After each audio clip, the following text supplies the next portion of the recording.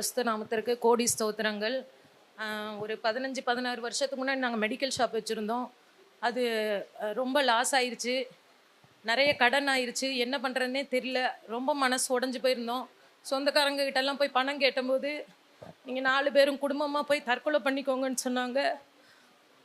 அந்த முடிவுக்கு கூட வந்துட்டோம். அப்புறம் கடைசியில் அந்த நேரத்தில் தான் சரவணம்பட்டியில் பிரதரோட மீட்டிங் நடந்ததுன்னு கேள்விப்பட்டு போயிருந்தோம்.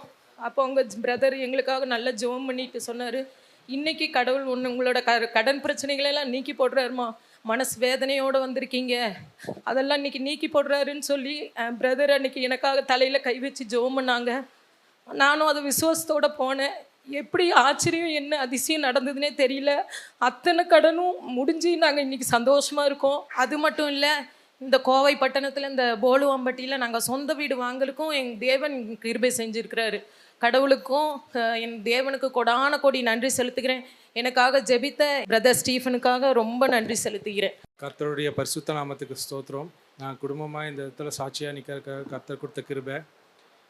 கடந்த 2021 மார்ச் 6 நான் சென்னையில் அன்பரின் பாதத்தில் ஒரு நாள் மீட்டிங் அட்டன் பண்ணேன். எனக்கு கல்யாணமாக 2012 எனக்கு கல்யாணமாச்சு. 10 வருஷம் எனக்கு குழந்தை இல்லை. நான் அந்த மீட்டிங்கில் அட்டன் பண்ணும்போது கர்த்தர் பிரதர் மூலிமா எனக்கு பேசினார். ஆக்சுவலாக நான் அங்கே போனது வந்து குழந்தைக்காக போனது. ஆனால் கர்த்தர் வந்து எனக்கு அநேக கடன் பிரச்சனைகளோடும் ரொம்ப போராட்டம் மத்தியில் தான் நான் அங்கே போனேன். ஏன்னா எனக்கு முதல்ல ரொம்ப ஏளனமாக பேசினாங்க, குழந்தையில்லைன்னு 10 வருஷமாக எங்களை பேசினாங்க. அப்போ நாங்கள் போனப்போ கடன் பிரச்சனையும் சேர்ந்து ரொம்ப அழுத்துச்சு.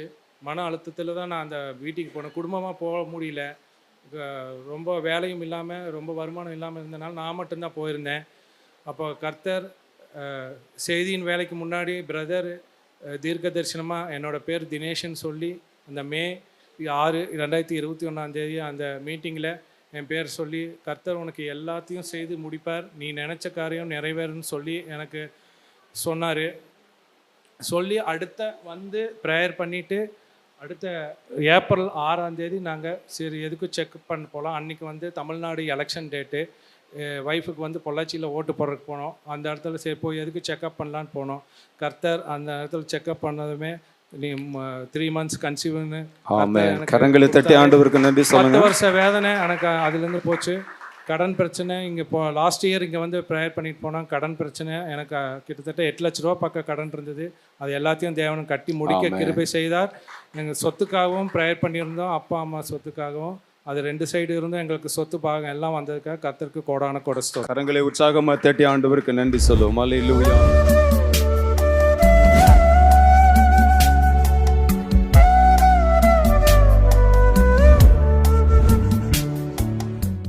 கிறிஸ்துவுக்குள் மிகவும் பிரியமான எனதருமை சகோதர சகோதரிகளே, நம்மை சிருஷ்டித்தவரும் நம்மை உண்டாக்கினவரும் நம்மை ஒருபோதும் மறந்து போகாதவருமாகிய இயேசு கிறிஸ்து வினையேற்ற நாமத்தினால உங்கள் எல்லாரையும் வாழ்த்தி ஆசீர்வதிக்கிறேன். அல்லேலூயா.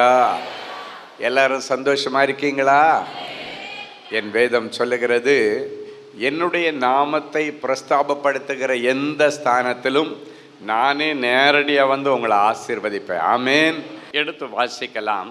ஓசியா தீர்க்கதரிசியின் புஸ்தகம் 14ஆம் அதிகாரம் 4வது வசனம் இப்படியாய் சொல்லுகிறது. எடுத்து வாசிப்போம். நான் அவர்கள் சீர்கேட்டை குணமாக்குவேன், நான் அவர்கள் சீர்கேட்டை குணமாக்குவேன், அவர்களை மனப்பூர்வமாய் சிநேகிப்பேன், அவர்களை மனப்பூர்வமாய் சிநேகிப்பேன், என் கோபம் அவர்களை விட்டு நீங்கிற்று, என் கோபம் அவர்களை விட்டு நீங்கிற்று. இந்த நாள் செய்தியின் தலைப்பு மனப்பூர்வமாய் சிநேகிக்கிற தெய்வம். என் அன்பு தேவனுடைய பிள்ளைகளே, இந்த மனப்பூர்வமான சிநேகம் பிதாவாகிய தேவனிடத்திலிருந்து உருவானது. எப்படி சொல்லலாம்? தன்னுடைய ஒரே பேரான குமாரனாகிய இயேசு கிறிஸ்துவை இந்த உலகத்திலே நமக்காய் தந்தருளி அந்த மனப்பூர்வமான சிநேகத்தை ஆண்டவர் வெளிப்படுத்தினார். அதன் பிறகு அந்த அன்பின் அடையாளமாய் வந்த நம் ஆண்டவராகிய இயேசு கிறிஸ்து நம்மேல் வைத்திருக்க மனப்பூர்வமான சிநேகத்தினாலே அவர் இந்த உலகத்தில் வந்த மீட்பின் பணிகளை முடித்து பரலோகத்திற்கு எழுந்தருளி போகும் பொழுது சொல்லுகிறார், நான் போய் உங்களுக்கு ஒரு தேற்றரவாளனை அனுப்புவேன். அவர் வந்து உங்களை சகல சத்தியத்துக்குள்ளும் நடத்துவார் என்று சொல்லி, அந்த மீட்பராம் இயேசு கிறிஸ்து இந்த மக்கள் மேல் வைத்திருக்கிற, மனுக்குலத்தின் மேல் வைத்திருக்கிற மனப்பூர்வமான சிநேகத்தின் நிமித்தம் பரிசுத்த ஆவியானவரை நமக்கு அனுப்பி நம் இருதயத்திற்குள்ளே நிரந்தரமாய் குடியிருக்க வைத்திருக்கிறார். ஸோ இந்த தம திருத்துவ தெய்வத்தினுடைய மனப்பூர்வமான சிநேகத்தில் நம்ம திளைச்சிருக்கிறதுனால தான் இன்னைக்கு நீங்களும் நானும் உயிரோடு இருக்கிறோம். இன்னைக்கு மட்டும் நம்ம செய்கிற பாவங்கள் அக்கிரமங்களுக்கு ஆண்டவர் அன்னன்னைக்கு கணக்கு தீர்த்தா இன்னைக்கு நம்ம எல்லாரும் உயிரோடு இருப்போமா என்கிற ஒரு கேள்விக்குறி இருக்கும். இன்னைக்கு ஆண்டவர் உங்களை மனப்பூர்வமாய் சிநேகித்தபடியினால பரிசுத்த ஆவியானவரை உங்களுக்குள்ள நிரந்தரமாய் கொடுத்து உங்கள் சீர்கேடுகளை, உங்கள் இருதயத்தில் இருக்கிற எல்லா பாவங்களையும் நமக்கு அவ்வப்பொழுது உணர்த்தி கொண்டிருக்கிறார். என் அன்பு தேவனுடைய பிள்ளைகளே, ஒரு மனுஷன் சீர்கேடான வழியிலே நடக்கும் பொழுது பரிசுத்த ஆவியானவர் அவன் இருதயத்தில் இருந்து அவனை எச்சரித்து கொண்டிருக்கிறார், அவனோடு பேசி கொண்டிருக்கிறார், அவனோடு கூட இடைப்பட்டு கொண்டிருக்கிறார். நம்மோடு கூட 24 மணி நேரமும் 365 நாளும் பரிசுத்த ஆவியானவர் நம் இருதயமாகிய சிங்காசனத்திலே குடியிருந்து மனசாட்சி என்கிற ரூபத்திலே நம்மோடு ஒவ்வொரு நிமிடமும் பேசி கொண்டிருக்கிறார், நம்மோடு ஒவ்வொரு நிமிடமும் இடைப்பட்டு கொண்டிருக்கிறார். இந்த ஆவியானவரை அவித்து போடாதிருங்கள் என்று ஆண்டவர் ஏன் சொன்னாருன்னா, ஆவியானவரை அவிச்சிட்டேன்னா நம்முடைய மனசாட்சியை சாகடிச்சிட்டேன்னு அர்த்தம். அதன் பிறகு மனிதன் மிருகமாய் மாறிவிடுகிறான். ஒரு மனிதன் என் இயேசுவினுடைய கிருபையினால பிதாவாகிய தேவன் தன்னுடைய கரத்தால பார்த்து பார்த்து வனையப்பட்டவன். எல்லாவற்றையும் வார்த்தையாலே சிருஷ்டித்த என் தேவன் நம்மேல் வைத்திருக்கிற அந்த அநாதி சிநேகத்தினால, நம்மேல வைத்திருக்கிற அந்த மனப்பூர்வமான சிநேகத்தினால பார்த்து பார்த்து தன் கையால் வனைந்தார். என் அன்பு தேவனுடைய பிள்ளைகளே, வானம் உண்டாகட்டும், பூமி உண்டாகட்டும், வெளிச்சம் உண்டாகட்டும், புல் பூண்டுகள் முளைப்பதாக எல்லாம் ஆண்டவர் சொன்னார். ஆனால் மனிதன் உண்டாகட்டும் என்று சொல்லாமல் மனிதனை தன் கையாலே, எப்படி ஒரு குயவன் கையிலே களிமண் இருக்கும் பொழுது அதை அவன் விரும்பினது போல வனைகிறானோ, அதே போல நம்முடைய பரம குயவனாகிய இயேசு கிறிஸ்து நம்மை பார்த்து பார்த்து வரைஞ்சார். எனக்கு இந்த மூக்கு இப்படி இருக்குதுன்னா அது என் ஆண்டவர் எனக்குன்னு கொடுத்திருக்கிற ஒரு ஸ்பெஷல். என் மக சொல்லுவா, டேடிக்கு எது எப்படி இருக்கோ இல்லையோ, இந்த மூக்கு மட்டும் அழகாக ஷார்ப்பாக இருக்கா அப்படின்னுவான். அவங்க அம்மாட்ட சொல்லுவா, நீ டேடி எல்லாத்தையும் அவருடைய சாயல் மாதிரி எனக்கு கொடுத்துட்டார், என் மக என்ன மாதிரி தான் இருப்பாள், ஆமேன். ஆனால் இந்த மூக்கை மட்டும் என் அண்ணனுக்கு கொடுத்துட்டார் அப்படின்னுவான். ஏன்னா என் மூத்த மகனுக்கு மூக்கு இப்படி இருக்கும், ஆனால் மற்ற சாயலெல்லாம் என்னுடைய மனைவியை மாதிரி இருப்பாங்க. அதனால சொல்லுவா, எல்லாம் கொடுத்தீங்கல்ல, அந்த மூக்கையும் சேர்த்து எனக்கு கொடுத்துருக்கலாமா அப்படின்னுவா. அல்லேலூயா. எதுக்கு எங்கள் மம்மிக்கு மூக்கு எனக்கு வச்சாரு? இதெல்லாம் நம்ம கையில் இல்லை, ஆண்டவர் கையில் இருக்கு. அல்லேலூயா. உன்னுடைய ஒவ்வொரு அவயவங்களையும் சிருஷ்டித்தவர் ஆண்டவர். ஒவ்வொருவருக்குள்ளும் ஒரு அழகை கர்த்தர் வைத்திருக்கிறார். என் அன்பு தேவனுடைய பிள்ளைகளை, நீ எவ்வளவு கருப்பாக இருந்தாலும், எவ்வளவு வெள்ளையாக இருந்தாலும், எவ்வளவு புது நிறமாக இருந்தாலும் சரி, இப்போல்லாம் ஒரு கலர் போடுவாங்க, வீட்டிஷ் கலர். என்ன கலர்? யாருமே இப்போ பிளாக் கலர்னு போடுறதுக்கு யாருக்கு விருப்பம் இல்லை. எப்படியாவது ஒரு 4 கிரீமை பூசியாவது ஒரு ஃபோட்டோவை எடுத்து மேட்ரிமோனியல் சைட்டில் போடும் பொழுது வீட்டிஷ் கலர் அப்படின்வாங்க. ஆமேன்.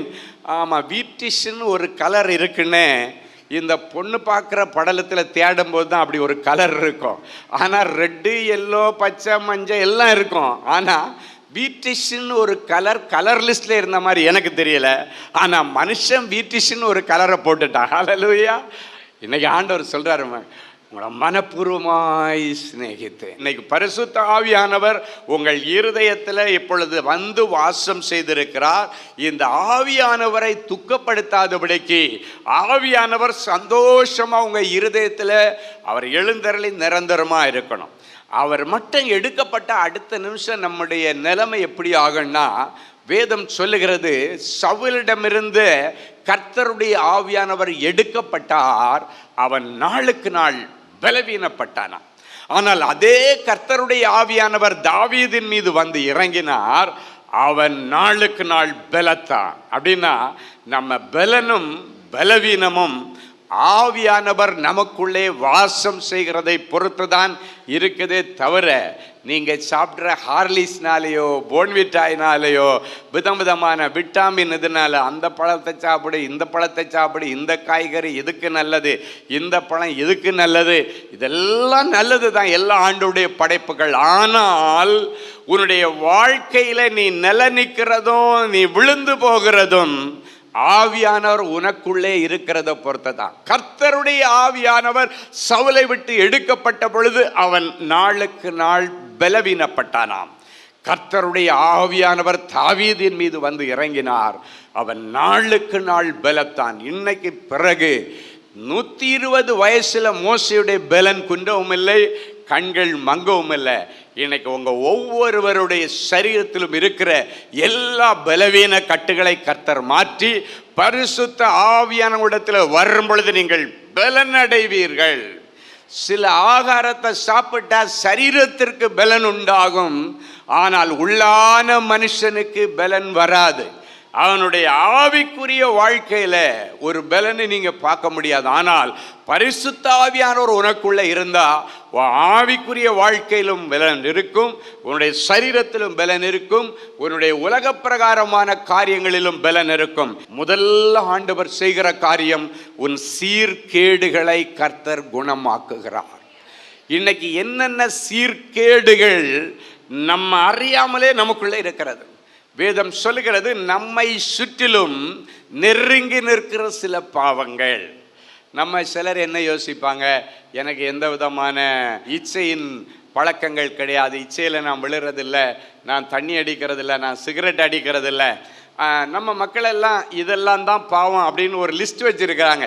இது எல்லாத்துக்கும் நான் விலைக்கு நிற்கிறேன், அதனால் நான் ஒரு பரிசுத்தவான், என்னை பொறுத்த வரைக்கும் நான் ஒரு பரிசுத்தவான் நீதிமான்னு சிலர் சொல்லுவாங்க.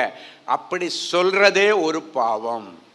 என் அன்பு தேவனுடைய பிள்ளைகளை, என்னை பொறுத்த வரைக்கும் அல்ல, ஆண்டவருக்கு முன்பாக வசனத்துக்கு முன்னால் நீ ஒரு நீதிமானாக இருக்கிறியா அப்படின்றது தான் ரொம்ப முக்கியம். அப்போ நல்லா கவனிங்க, என்னை பொறுத்த வரைக்கும் நான் ஒரு நீதிமான் என்று ஒருவன் சொல்லாதபடிக்கு நம்ம ஜாக்கிரதையாக இருக்கணும். இதனால தான் வசனத்தில் இன்னொரு வசனம் சொல்லப்பட்டிருக்கிறது, நம்மை சுற்றிலும் நெருங்கி நிற்கிற சில பாவங்கள். அப்படின்னா நம்மக்கிட்ட ஒட்டிக்கிட்டே நடக்கிற சில பாவங்கள், அது நம்முடைய சுபாவங்களாகவே மாறி விடுகிறது. சிலருக்கு என்ன பண்ணுவாங்கன்னா, சில பாவத்தை அதவன் சுபாவம்ப்பா, ஒன்றும் பண்ண முடியாது. சிலர் சொல்லுவாங்க, கோபம் இருக்கிற இடத்துல தான் குணம் இருக்குன்னு சொல்லுவாங்க.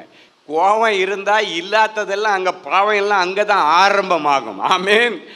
ஏன்னா கோபம் வரும்பொழுது என்ன பண்ணும், சம்பந்தமே இல்லாத மனைவியை திட்டுவோம், சம்பந்தமே இல்லாத பிள்ளைகளை திட்டுவோம். நம்ம பிள்ளைங்க யோசிக்கும், இப்போ நான் என்ன பண்ணிட்டேன்னு இவர் வானத்துக்கும் பூமிக்கும் குதிக்கிறார், அப்படின்னா என்ன தப்பு பண்ணிட்டேன். மனைவி யோசிப்பாங்க, நான் எதுவுமே பண்ணலையே, ஒரு சின்ன இதுக்காகவே இவ்வளோ டென்ஷன் ஆவாங்க அப்படின்னு. ஏன்னா அந்த கோபம் ஒரு மனுஷனை பாவத்திலே கொண்டு போய்விடும். அது என்ன ஆகனா, மனைவி எரிச்சல் மூட்டும், அவங்க பொறுத்து பார்த்துட்டு கடைசியாக நம்ம ஊரில் ஒரு பழமொழி சொல்லுவாங்க, சாது மிரண்டா காடு கொள்ளாது. அவர் சாதுவாகவே இருப்பா, ஆனால் இவன் படுத்துகிற அந்த எரிச்சலில் மிரண்டு போய் சாது மிரண்டா காடே கொள்ளாதான். கடைசியாக அவங்க என்னெல்லாம் வருமோ எல்லாம் அடித்து தள்ளிடுவாங்க வாயிலிருந்து. ஆமேன். ஆமாம், நிறைய ஒய்ஃபுகளுடைய நைஃபே நாக்கு தான். ஆமேன். ஆமாம், அவங்க எந்த கத்தியை பயன்படுத்துகிறாங்களோ இல்லையோ, ஆமாம், அந்த நைஃபை அழகாக பயன்படுத்துவாங்க. ஏதோ ஒரு ஊழியக்காரர் இடையில ஒரு செய்தியில் ஒரு காமெடி சொன்னார். என்ன சொன்னார்னா, ஏன் பெண்களை இந்த ஃபயர் சர்வீஸுக்கு எடுக்க மாட்டேன்றான். பெண்களை போலீஸ் உத்தியோகத்துக்கு எடுக்கிறான், ஆனால் ஃபயர் சர்வீஸுக்கு பெண்களை எடுக்க மாட்டாங்களாம். ஏண்டான்னு கேட்டால் அவர் ஜோக்கு சொன்னார், இவங்களுக்கு பற்ற வைக்கத்தான் தெரியும், அணைக்க தெரியும். அநேக ஸ்திரீகள் உண்டு, அவர்கள் எல்லாரை பார்க்கலும் நீங்கள் குணசாலியான ஸ்திரீகள். பாருங்க, சில நேரங்களில் இந்த சுபாவங்கள் நம்மகிட்ட இருக்கிற அந்த கோபங்கள், எதுக்குனாலும் எரிஞ்சு விழுகிற அந்த அனுபவங்கள், அவசர காரியங்கள் நம்மகிட்ட சுபாவம் என்கிற போர்வையிலே பாவமாய் உட்கார்ந்து கொண்டிருக்கிறது. இன்னைக்கு அந்த சீர்கேடுகளை எல்லாம் ஆண்டவர் மாற்றி இன்னைக்கு ஒரு பரிசுத்த அலங்காரம் உள்ள மணவாளனாக, மணவாட்டியாக கர்த்தர் உங்களை ஆசீர்வதிப்பாராக. ஹல்லேலூயா. ஸோ இன்னைக்கு உங்க எல்லா சீர்கேடுகளை மாற்றி அடுத்து சொல்றாரு, அவர்களை மனப்பூர்வமாய் சிநேகிக்கிறேன்னு சொல்றார். ஆத்மார்த்தமான ஒரு சிநேகம். என் ஆண்டவருக்கு மாயமாலமான அன்பு செலுத்த தெரியாது, அதுக்கு அவசியமும் இல்லை. அவர் எவ்வளவு உங்களை மனப்பூர்வமாக சிநேகித்தாருன்னா தன் ஜீவனையே உங்களுக்காக கொடுத்தார். என் அன்பு தேவனுடைய பிள்ளைகளே, எங்கேயும் இயேசுநாதரை அடித்து கொன்னுட்டாங்க, சிலுவையில் அரைஞ்சு கொன்னுட்டாங்கன்னு மட்டும் நீங்கள் சொல்லவே கூடாது. ஏன்னா அவரை ஒருவனாலும் கொல்ல முடியாது. அவர் அந்த மனுக்குலத்தின் மீது வைத்த மனப்பூர்வமான சிநேகத்தினாலே அவர் விரும்பி தன்னுடைய ஆவியை, ஜீவனை பிதாவினிடத்தில் ஒப்பு கொடுத்தாரே தவிர அவர்கள் செய்த சதியினால அவர் சாகவே இல்லை. இவர் சாகலைன்னா இவரை காலை முறிச்சு கொல்லலான்னு வந்தான் ஒருத்தன், ஒரு சேவகன் ஈட்டி எடுத்துட்டு, அவர் ஏற்கனவே மரித்திருக்கிறதை கண்டு அப்படின்னு பைபிள் சொல்லுது. அதுக்கு பிறகு அந்த ஆத்திரத்தில் என்னடா இவன் காலை முறிச்சு கொன்னுடலான்னு பார்த்தா அதுக்குள்ளால செத்துட்டானேன்னு சொல்லி ஆத்திரம் பொறுக்க முடியாம தான் கையில் இருந்த ஈட்டியால் விலாவில் குத்தும் பொழுது கடைசி துளி இரத்தமும் நீரும் வெளியே வந்தது. இன்னைக்கு ஆண்டவர் சொல்றாரு, அந்த அளவுக்கு தன் ஜீவனை உனக்காக கொடுத்து உன் மேல இருக்கிற அந்த மனப்பூர்வமான சிநேகத்தை ஆண்டவர் நிரூபிச்சிருக்கிறார். அடுத்த அந்த வசனம் சொல்லுகிறது, அவருடைய கோபம் அவர்களை விட்டு நீங்கினது. இன்னைக்கு ஒருவேளை நம்முடைய சில சீர்கேடுகளின் நிமித்தம் தேவ கோபாக்கினை உங்கள் மீது இருந்தால், உங்கள் பிள்ளைகள் மீது இருந்தால், அந்த தேவ கோபாக்கினை நிமித்தம் சில ஆசீர்வாதங்கள் தடைப்பட்டிருந்தால், கர்த்தர் உங்கள் சீர்கேடுகளை குணமாக்கிட்டு அந்த கோபத்தை உங்களிடமிருந்து எடுத்து போடுகிறார். சிலர் சொல்லுவாங்க, அவர் கோபக்காரர், அவர் கோபப்பட்டா என்ன நடக்குன்னு தெரியாதுன்னு சொல்லுவாங்க. ஆனால் நம்முடைய ஆண்டவர் காயப்படுத்தினாலும் காயம் கட்டுவார். சில நேரங்களில் ஏன் தேவ கோபாக்கினையை நமக்கு தருகிறார்? மனப்பூர்வமாய் நேசிக்கிற தேவன் ஏன் தன்னுடைய கோபத்தை பிள்ளைங்க மேலே காட்டுறாரு அப்படின்னு யோசித்தீங்கன்னா, அதுவும் அவருடைய மனப்பூர்வமான சிநேகத்திற்கு அடையாளம். எப்படி பிரதர் இவ்வளவு அடிச்சிட்டு ஒரு வழி பண்ணிட்டு மனப்பூர்வமாக சிநேகத்துக்கு அடையாளம்னா, நாம் வாழ்கிற இந்த பூமியில நாம் வாழ்கிற காலங்கள் கொஞ்சம். ஏன் ஆண்டவர் சில நேரத்தில் கோபத்தை காட்டுறாருன்னா, அதை காமிச்சாதான் சில தேவனுடைய பிள்ளைகளுக்கு உணர்வடைகிறது. ஆண்டவர் அவர்களுக்காக நியமித்திருக்கிற பரலோக மேன்மையை விட்டுறக்கூடாது, அதை கோட்டை விட்டுறக்கூடாதுன்றதுக்காக தான் அப்பப்ப கோபாக்கினைய கொஞ்சம் அப்படி விடுவார். ஏன்னா அது வந்த உடனே தான் ஆண்டவரே ஆண்டவரேன்னு பிடிச்சி மறுபடியும் நாம் தேவனுடைய ராஜ்யத்திற்கும் நீதிக்கும் ஏற்றதை தேடுவோம். அது கூட அவருடைய மனப்பூர்வமான சிநேகத்திற்கு தான் அடையாளம். பைபிள் ஒரு வசனம் இருக்கு, ஒரு தகப்பன் எந்த பிள்ளைய ரொம்ப நேசிக்கிறானோ சிநேகிக்கிறானோ, யாரை மனப்பூர்வமாய் சிநேகிக்கிறானோ அவனை கண்டிக்கிறான் என்று சொல்லப்பட்டிருக்கிறது. என் அன்பு தேவனுடைய பிள்ளைகளே, ஒரு தகப்பன் தன் பிள்ளையை கண்டிக்கலைன்னா அவன் மனப்பூர்வமாய் சிநேகிக்கிறான்னு ஒரு நாளும் நம்மளால சொல்ல முடியாது. ஏன்னா இவன் சீர்கட்டு போய் அடுத்தவங்கிட்ட அடியை வாங்கிட்டு வருவான். ஒரு தகப்பன் கண்டிச்சா அடுத்தவங்கிட்ட அடி வாங்காத அளவுக்கு கர்த்தர் அவனை உருவாக்குவார். ஆனால் தகப்பன் விட்டுட்டா ஊரில் உள்ள எல்லாரிடத்துலேருந்து அடி வாங்கிட்டு வந்து நிற்பான். யாம் தெரியுமா தகப்பன் அடிக்கிறாரு, யாம் தெரியுமா தகப்பன் அவனுக்கு அதை ஸ்ட்ரிக்டா வச்சிருக்கிறாரு. அப்படி வச்சிருந்தா அவன் எல்லா சீர்கேடுகளுக்கு நீங்களாக்கி விடுவிக்கப்பட்டு ஊராரால் அவன் புகழப்படுவானே தவிர ஊராரால் சேர்ந்து அடிக்கிற நிலைமைக்கு ஒரு நாள் வராது. எனக்கு தெரியும், ஒரு முறை ஒரு சகோதரர் என்கிட்ட வந்து ஜெபிக்க சொன்னார். ஒரு குறிப்பிட்ட நபருடைய பேரை சொல்லி, இவன் எல்லாருக்கும் வேதனையை கொடுக்குறான், எல்லாரையும் மன கஷ்டப்படுத்துறான், இவன் அழிஞ்சு போனேன்னு ஜெபம் பண்ணுங்க அப்படின்னாரு. அப்போ நான் சொன்னேன், ஒருவரும் அழிந்து போகக்கூடாது, கெட்டு போகக்கூடாது என்பது தேவனுடைய திட்டம். நான் ஒரு தேவ மனுஷனா அவனை அழிச்சு எப்படிங்க ஜெபம் பண்ணுறது? அவனை மனம் திரும்புறதுக்கு நான் ஜெபம் பண்ண முடியும். இதுதான் என்ன பண்ண. யார் யாருக்கெல்லாமோ சாவு வருது, இவனுக்கு சாவு வரமாட்டேங்குதுன்னு ஒரு குறிப்பிட்ட நபரை பற்றி என்கிட்ட சொல்கிறாங்க. நான் சொன்னேன், நம்ம சொல்றதுனால நம்ம ஜெபிக்கிறதுனால எல்லாம் இல்லைப்பா. நம்ம வந்து அவனுக்காக ஆண்டவர் அவன் மன்னிச்சு ஜெபம் பண்ணதான் சொல்லியிருக்காரு. அவனை மன்னிச்சு நம்ம ஜெபம் பண்ணுவேன்னு சொல்லி அந்த சகோதரருக்கு நான் நல்ல ஆலோசனை கொடுத்து அனுப்பினேன். எதுக்கு சொல்றேன்னா, அவன் அழிகிறது பிதாவினுடைய திட்டம் அல்ல, சித்தம் அல்ல. ஒருவனும் துன்மார்க்கத்திலே அழிவது தேவனுடைய விருப்பம் இல்லை. துன்மார்க்கன் துன்மார்க்கத்திலே அழியணும்னு தேவனே திட்டம் வைக்கல. நம்ம எப்படி ஒரு திட்டத்தை அதில் கொண்டு வர முடியும்? ஆண்டவர் என்ன பண்றாரு, அந்த துன்மார்க்கத்தில் அவன் மனம் திரும்பி அவன் ரட்சிக்கப்பட்டு அவன் பரலோக மேன்மை அடையணும்னு கடைசி வரைக்கும் போராடுகிறவர் நம்முடைய ஆண்டவர். 11th ஹவரில் கூட அந்த கள்ளனுக்கு, சிலுவையின் பக்கத்தில் அறையப்பட்ட ஒரு கள்ளனுக்கு கடைசி நிமிஷத்தில் பரலோக மேன்மை கிடைத்தது. அதே போல கடைசி வரைக்கும் உங்களுக்குள் இருந்து எப்படியாவது தேவனுடைய பரலோக ராஜ்யத்தை பலவந்தம் பண்ணி நீ சுதந்தரிப்பதற்கு உனக்குள் இருந்து கடைசி நிமிஷமும் போராடுகிறவர் பரிசுத்த ஆவியானவர்.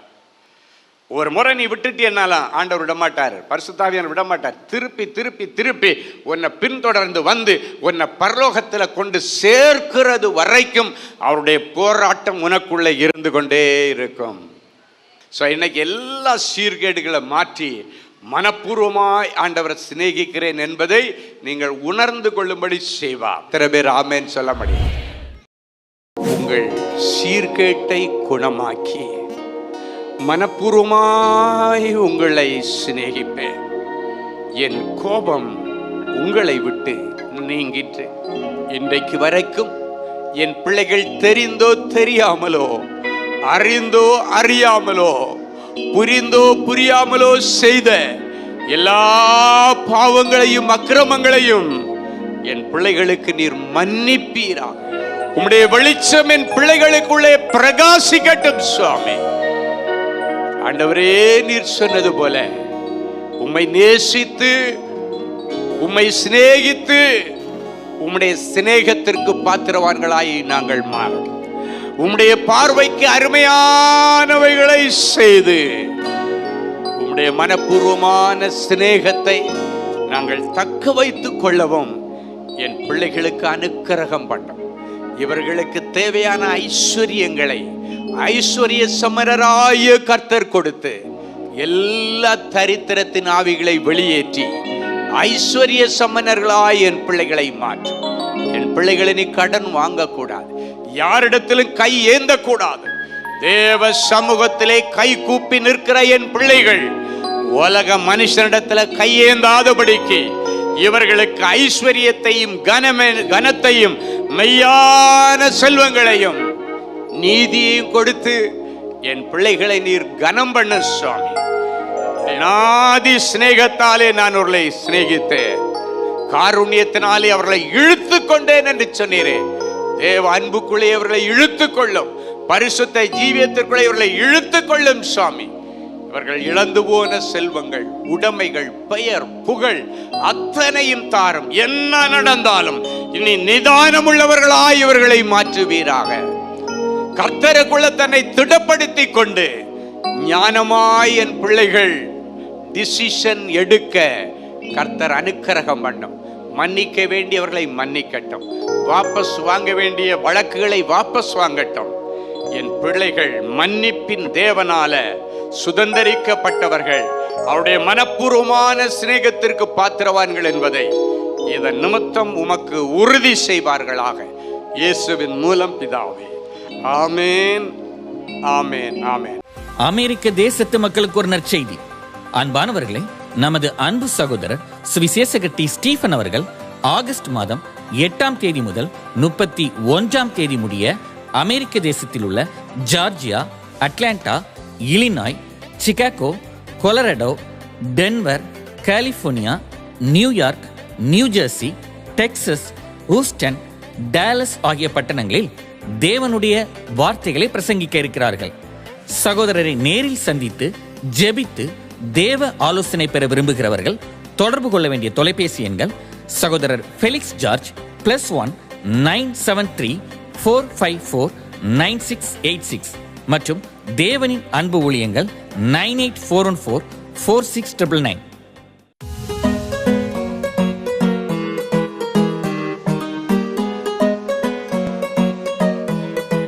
தேவனின் அன்பு ஊழியங்கள் நடத்தும் இஸ்ரேல் தேச புனித பயணம்.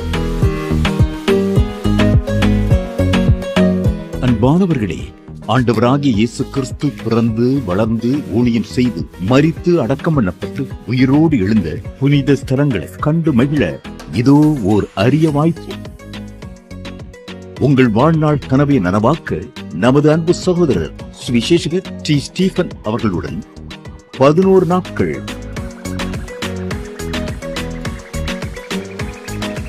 எகிப்து,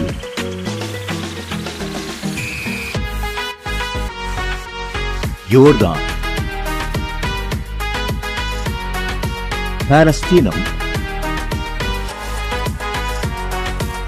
இஸ்ரேல் தேசங்களுக்கான புனித பயணம். 2025ஆம் ஆண்டிற்கான இந்த புனித பயணமானது அக்டோபர் மாதம் 14ஆம் தேதி முதல் 24ஆம் தேதி முடிய 11 நாட்கள் நடைபெறுகிறது. இது ஒரு சாதாரண சுற்றுலா அனுபவம் அல்ல. இயேசு கிறிஸ்துவின் பாதங்கள் பதிந்த இடங்களில் உங்களுடைய பாதங்களும் பதியும்படிக்கு அவருடைய கரங்களை பிடித்து நடக்கிற ஓர் உன்னத அனுபவம். மேலும் விவரங்களுக்கு தொடர்பு கொள்ள செல்போன் எண்கள் 7299 47999 மற்றும் 9841437999. Email exodusholytours@gmail.com. Website www.exodusholytours.com. அன்பு தேவனுடைய பிள்ளைகளே, இந்நிகழ்ச்சியின் மூலம் நீங்கள் பெற்றுக்கொண்ட ஆசீர்வாதங்களையும் உங்கள் ஜெப விண்ணப்பங்களையும் அனுப்ப வேண்டிய முகவரி தேவனின் அன்பு ஊழியங்கள், எண் 340B பார் 1A 3B1 Vinayak avenue, OMR road, Okkiyam, Thoraipakkam, Chennai 600097. இது இந்தியன் ஆயில் பெட்ரோல் பங்க் எதிரில் அமைந்துள்ளது மற்றும் காக்னிசன்ட் டெக்னாலஜி சொல்யூஷன்ஸ் அருகிலும் அமைந்துள்ளது. மின்னஞ்சல் prayer@godsloveministries.co.in. எங்களது இணையதளம் www.godsloveministries.co.in. மேலும் 24 மணி நேர ஜெப உதவிக்கு 04454479999 மற்றும் 9941950999 என்ற எண்களுக்கு தொடர்பு கொள்ளுங்கள். கர்த்தர் தாமே உங்களை ஆசீர்வதிப்பாராக.